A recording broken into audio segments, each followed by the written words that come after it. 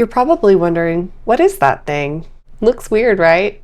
But this clip-on little strainer is stronger than it looks, believe me.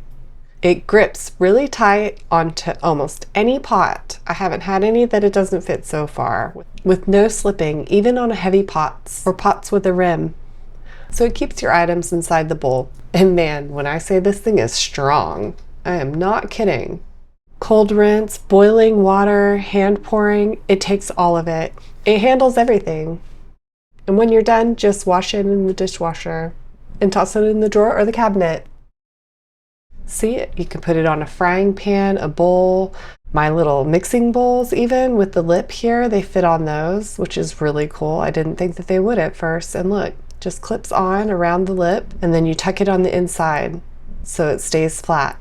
And then you can pour, and it's so easy, as you can clearly see. And there was no denying how strong their grip was. Honestly, I think this has replaced my colander for good.